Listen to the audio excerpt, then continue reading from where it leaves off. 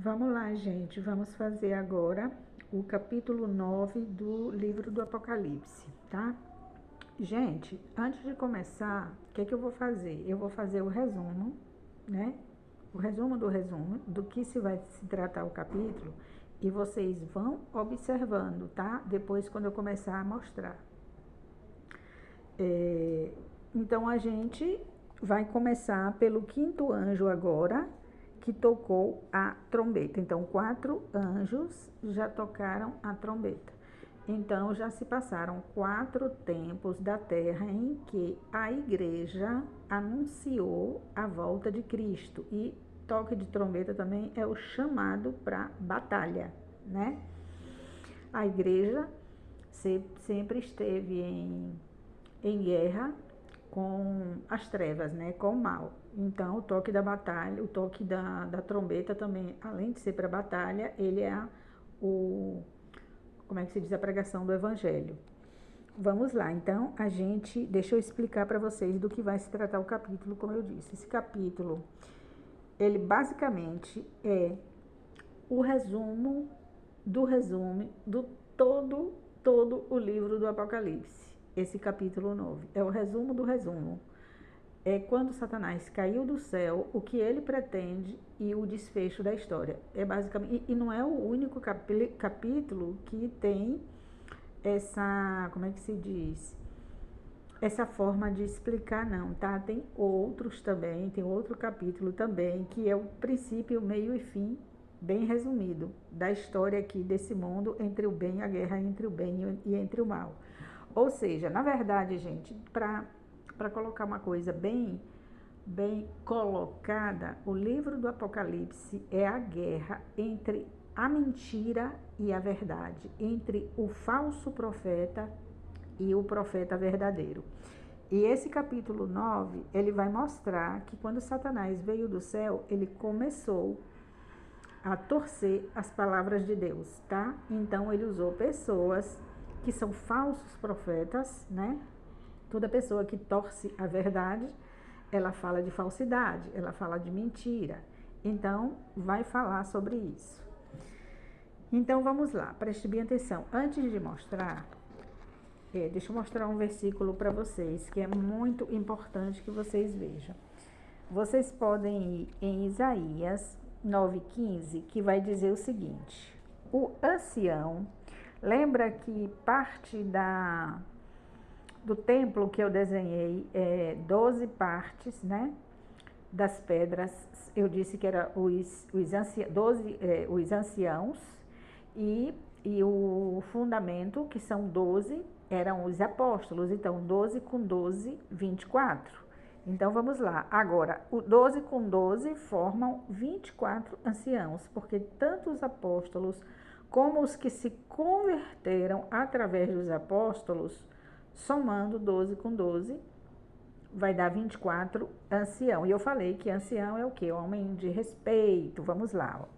O ancião e o homem de respeito é a cabeça. Aqui é a cabeça boa, porque tem a cabeça do falso profeta, que é a mesma cabeça da serpente. Aqui é a cabeça que tem a verdade. Então, ancião e o homem de respeito é a cabeça. E o profeta que ensina a falsidade é a cauda. Por que eu vou mostrar? Estou mostrando isso para vocês, porque o capítulo que eu vou mostrar agora, vocês vão ver isso de novo. Então, entenderam, né? O ancião e o homem de respeito é a cabeça, né, que tem a verdade, e o profeta que ensina. Gente, o profeta ensina com o quê, gente? Com a boca, não é isso? Então, vocês vão ver neste capítulo agora falar da boca e da cauda. E o profeta que ensina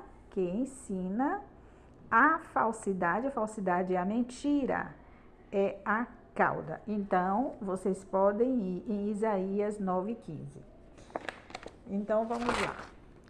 Vamos começar o nosso capítulo 9. Vamos lá.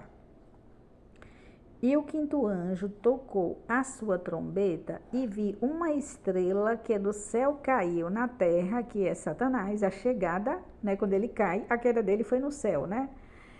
Que queda, gente, significa, ele estava no posto de, ele era querubim da guarda ungida, se eu não me engano, é assim que se refere a ele. Então ele caiu lá no céu em pecado, e aí ele veio para a terra. Mas fala assim, ó, o quinto anjo tocou a sua trombeta e viu uma estrela que do céu caiu na terra. E foi-lhe dada a chave do poço do abismo, que é a mesma coisa de inferno. Abismo é inferno. Então, Satanás tem as chaves do inferno. Só que, diferentemente de Cristo, lá no capítulo 1, fala que Jesus tem as chaves do inferno após a ressurreição dele, porque ele morreu. Foram 3 passos para que Jesus tivesse essa chave, que a gente sabe que não é chave literal, que é chave simbólica, né? Que coloca ou tira alguém de uma situação. É isso que quer dizer essa chave. Então, lá no capítulo 1 do Apocalipse, fala que Jesus tem as chaves do inferno e da morte. Então, Jesus Cristo tira aquele que quer ser tirado.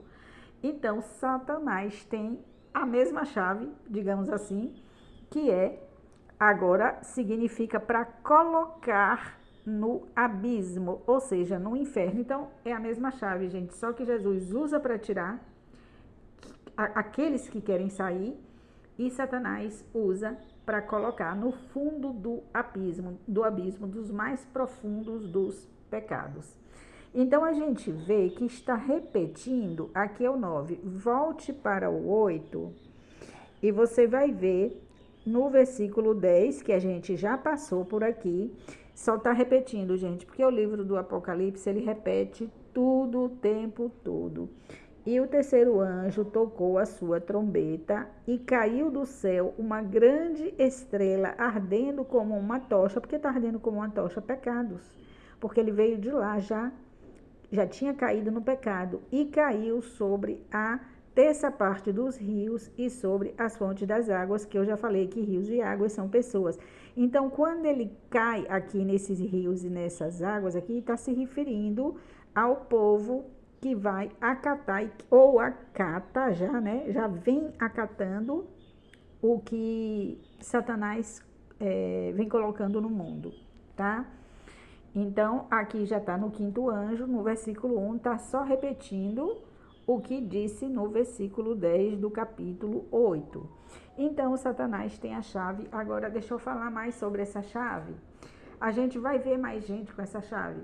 Jesus disse para Pedro, quando Jesus fala assim, o que vocês dizem que eu sou? O que o povo diz que eu sou? Aí eles falam, dizem que você é Elias, que é não sei quem. Aí Jesus, e vocês dizem que eu sou quem? Aí o Espírito Santo revela a Pedro. Pedro diz, eu digo que tu és o Cristo, filho do Deus vivo. Mais ou menos assim. Aí Jesus fala, muito bem, Simão, quem te revelou não foi a carne e o sangue, sim o Espírito Santo. Aí ele fala assim, e eu te digo que tu és Pedro, que significa Pedro, significa pedra. Só que Jesus não está falando da pedra de esquina. E eu digo a você que você é Pedro, que é uma parte da construção do templo. Então ele está usando o Pedro a exemplo de todo o resto que vai se converter. Todos que se convertem é pedra, pedra pequena. Pois eu te digo que tu és Pedro, que é pedra, e sobre esta pedra, que é a pedra maior de esquina, edificarei a minha igreja. O que é a pedra de esquina? É o que Pedro tinha acabado de dizer. Cristo, o Filho do Deus vivo. Então, esta é a pedra de esquina, e sobre esta pedra seria edificado a igreja, e as portas do inferno não prevaleceria contra esta igreja, este povo. E aí, em seguida, Jesus Cristo fala, e te darei as chaves do céu. Deixa eu ver se eu anotei isso aqui, se eu tenho anotado. E te darei as chaves do céu, o que eu escrevi na tabela. Na tabela eu escrevi. Quando a gente chegar na tabela, eu vou falar de uma forma melhor, porque eu escrevi. Te darei as chaves do céu. o que ligares na terra será ligado no céu, o que desligares na terra será desligado no céu. Ou seja, te darei a chave. Todos nós que nos convertemos temos a mesma chave que Pedro, que é a mesma chave de Cristo. A gente prega o evangelho, se a pessoa aceita, a gente está abrindo a porta do céu para ela. Estamos ligando na terra e sendo ligado no céu.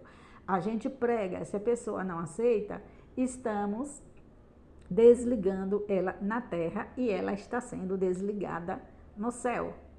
E Satanás tem a chave só para desligar na terra, para que desligue no céu. E a nossa chave é a mesma chave de Pedro e a mesma chave de Jesus de lá do Apocalipse 1, que fala: tenho as chaves da morte e do inferno. Ou seja, se eu prego o evangelho, Jesus já me deu essa chave, assim como ele deu para Pedro, ele deu para todos que se convertem.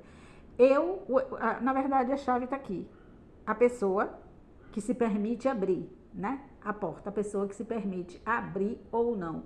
Então, eu abro a porta para ela, ela aceita o evangelho, então eu tiro ela, eu não, né? O Espírito Santo, através de mim, tira essa pessoa da morte e do inferno do qual ela se encontrava, que é a situação, inferno é uma situação em si mesmo. Então, olha aqui, o inferno é a chave, Satanás tem a chave do poço do abismo. O inferno é o poço do abismo. Então, vamos lá. E abriu o poço do abismo. Então, ele abre o poço do abismo. Está querendo dizer que um monte de gente já entrou. E subiu fumaça do poço. Gente, olha que interessante. O incenso de Deus, né? O povo de Deus é como se fosse incenso para ele. E aquela fumaça é como se fosse as orações. Né? Aquele incenso tem aquele cheiro gostoso, fumaça das orações. Para Satanás também tem fumaça, mas sai do pecado, do poço do abismo, aqui, ó, que se refere que é o povo. Né? O incensário de Satanás é o poço do abismo, e a fumaça é o próprio povo. E abriu o poço do abismo e saiu fumaça do poço, como a fumaça de uma grande fornalha, e com a fumaça do poço escureceu-se o sol e o ar. Então, aqui, o sol e o ar está se referindo aos perdidos, eles foram contaminados por essa fumaça, o ar também. Agora, aqui também o ar está se referindo aos perdidos, porém o ar poluído. E da fumaça vieram gafanhotos. Gente, gafanhotos aqui está se referindo aos falsos profetas. E você vai ver, a gente vai continuar, você vai ter confirmação. Por exemplo, tudo aqui não é figura no Apocalipse, a vegetação, né, a erva verde, as árvores com os frutos, tudo, o céu, a lua, a terra, horas é o ímpio, horas é o justo. Aqui, os gafanhotos, o que acontecia, o que acontece com a lavoura quando tem uma praga de gafanhotos? Eles devoram assim, ó, rapidamente aquela lavoura.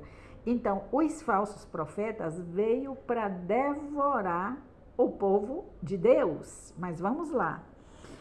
E da fumaça vieram gafanhotos sobre a terra, e foi-lhe dado poder, como o poder que tem os escorpiões da terra. Gente,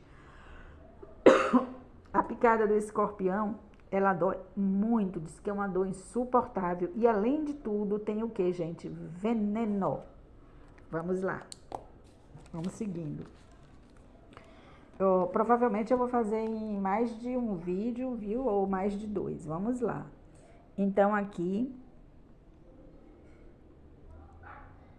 E foi-lhes, a esses escorpiões, foi dito para quem? Para esses gafanhotos que têm o mesmo poder de escorpião, foi dito para os gafanhotos, que são os falsos profetas, que não fizessem dano à erva da terra. Então está proibido fazer dano ao povo de Deus. Agora aqui a erva da terra entra como povo de Deus. Vamos lá. Nem a verdura alguma, a verdura também agora é o povo de Deus. nem a árvore alguma, mas somente aos homens, ou somente às árvores infrutíferas que dão frutos ruins, as verduras que não prestam, somente aos homens que não têm nas suas testas, não têm nas suas testas o selo de Deus. Ora, gente, então eles vão fazer danos àqueles que escutarem as suas palavras. Vai fazer dano a quem? A quem acreditarem neles. Então, os que acreditam neles não têm nas suas testas o selo de Deus. E ter o selo de Deus é o quê? Andar de acordo com isso aqui, com a vontade do Espírito Santo. É o Espírito Santo o selo de Deus na pessoa. Então, o que é o selo do contrário, o selo contrário, o selo do inimigo? É não ter o selo de Deus. Quando a pessoa não tem o selo de Deus, automaticamente ela já tem o selo do inimigo. Vamos lá. Ou seja, não tem o nome de Deus nas suas testas. Não tem isso aqui na sua mente, ó. O nome de Deus é isso aqui, ó. Não tem isso aqui nas suas mentes. Vamos lá. E foi-lhes permitido, continuando falando dos gafanhotos, que são como é o nome do animal que eu esqueci? Gente, são como, esqueci, escorpião. Escorpião. Então, aqui, e foi-lhes permitido aos gafanhotos, que são como os escorpiões que têm veneno, permitido, aqui foi permitido, e aqui foi dito que não fizesse dano, nem a terra boa, nem a verdura alguma que é boa, nem a árvore alguma que é boa, que está representando o povo de Deus, mas só os homens, que são a terra ruim, e tudo que é ruim que nasce na terra, né? Que não tem em suas testas o selo de Deus. E foi-lhes permitido não que os matassem, que não foi permitido que matassem quem, gente? Os que não têm, presta atenção, gente, porque o Apocalipse é como a gente vestir uma roupa pelo avesso, tá? Às vezes está falando o contrário, vamos lá. É meio complicadinho, mas dá para entender sim, é só prestar atenção. E foi-lhes permitido não que os matassem. Matassem quem? Então, não é para matar os que não têm nas suas testas o selo de Deus. E não é para matar como? Não é para matar. Eles não vão morrer para o pecado. Só quem vai ser mortos aqui, nesse caso, são esses aqui que morrem, os que têm o selo de Deus, os que têm os selos de Deus na testa, dos quais não foi feito dano, esses aqui é que podem morrer. Esses de cá não, porque esses aqui podem morrer para o pecado e viver para o espírito. E esses aqui não foi permitido que morresse para o pecado e que vivesse para o espírito. Gente, agora preste atenção. Essa questão aqui de falar não foi permitido, não é que Deus não vai permitir. É porque Deus já sabe quem vai se salvar e quem não vai, e a pessoa quem decide. Então, essa questão aqui de que não foi permitido, Deus está dizendo, não pode dar vida espiritual a quem está vivendo morto no pecado. Não é morto para o pecado. Eu morri para o pecado.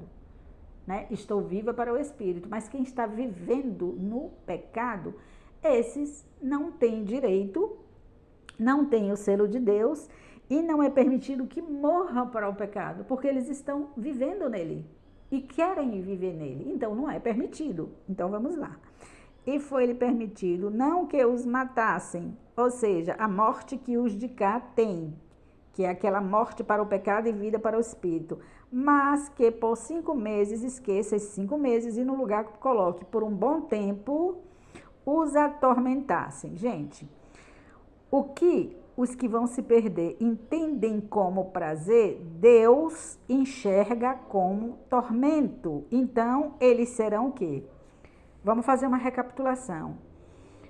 Os falsos profetas vêm e ensinam as mentiras. essas pessoas aceitam e se sentem maravilhosamente bem. Só que o que elas não sabem é que estão sendo atormentadas pela mentira.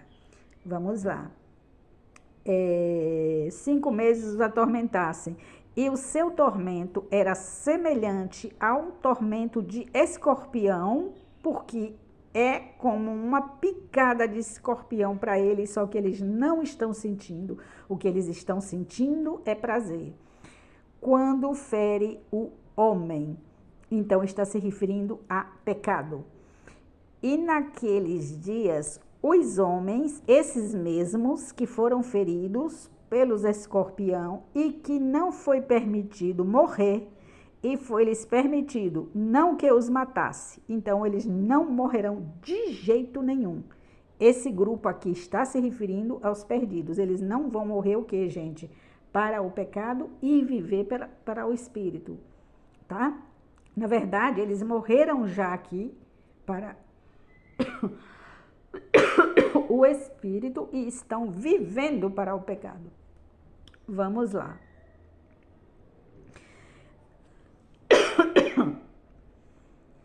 E naqueles dias os homens buscarão a morte e não acharão, não irão buscar. O que a Bíblia está querendo dizer é o seguinte: eles vão estar tão absortos no prazer do pecado, na satisfação da mentira que receberam, que eles não encontrarão a morte para o pecado e a vida para o espírito de jeito nenhum.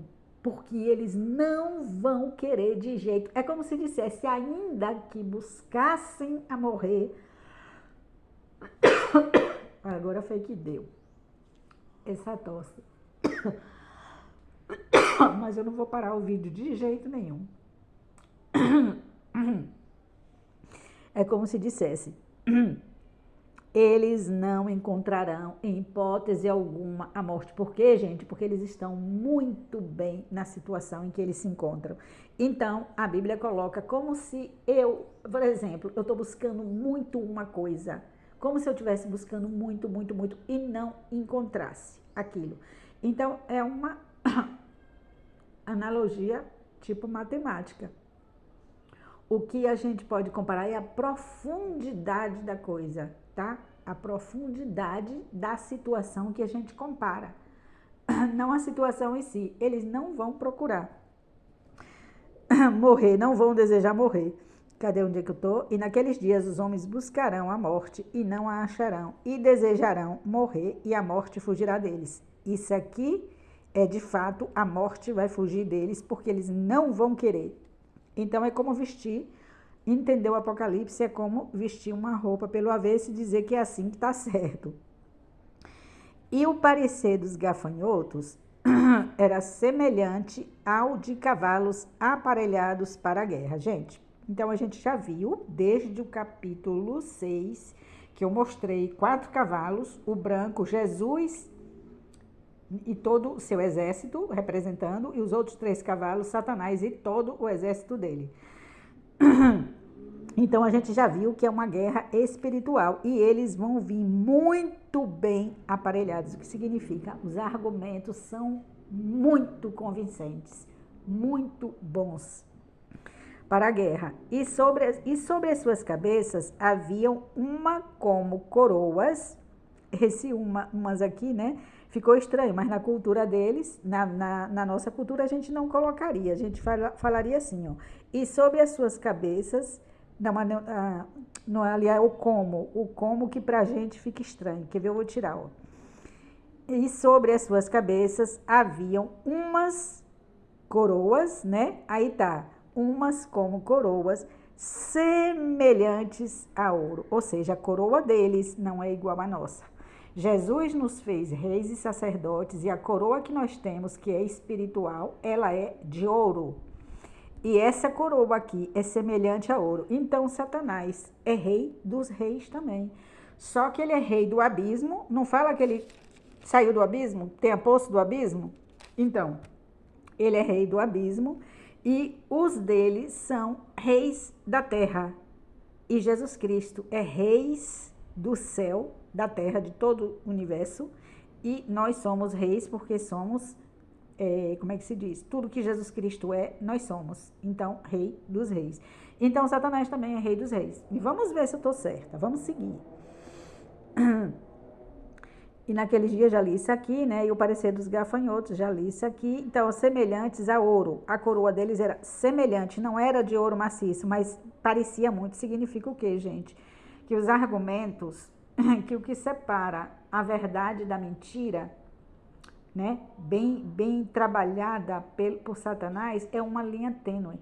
O que é uma linha tênue? Se você pegar um fio de cabelo fino e você colocar assim de longe, você não enxerga. É uma linha tão fina, tão imperceptível, que você fica com dificuldade de separar, de ver onde é que está a verdade e onde é que está a mentira. Porque é muito semelhante a mentira com a verdade, como eles vão pregar. Então, a coroa é muito semelhante, tá? Semelhante a ouro. E os seus rostos eram como rostos de homens, porque são homens de fato. E tinham cabelos como cabelos de mulheres, ou seja, eles eram aparentemente sedutores. E os seus dentes eram como de leões, para tragar. A intenção é tragar.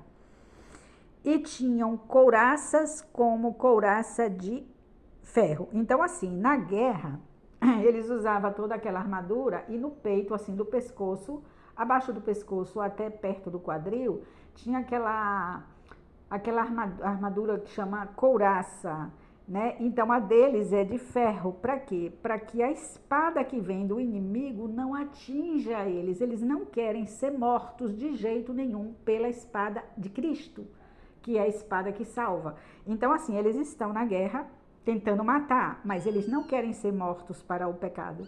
Então, por isso que a couraça de ferro não tem como atravessar os órgãos vitais, principalmente o coração, que é onde a gente é afetado quando se encontra com a palavra, é o coração da gente. E o ruído das suas asas, porque voam, né? Eles não só andam como voam alto, era como o ruído de carros quando muitos cavalos correm ao combate.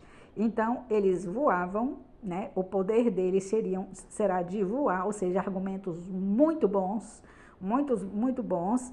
Gente, os falsos profetas, eles não falam mal de Jesus, eles não falam mal das escrituras, eles só ensinam de uma forma que afaste a pessoa da verdade, a pessoa acreditando que está levando ela para a verdade. Eles falam do amor, eles falam da bondade, da caridade, do perdão, do arrependimento, falam de tudo. Porém, eles têm algo que eles conseguem falar de uma forma que eles levam a pessoa para o caminho fora de Cristo. Tira Cristo do centro.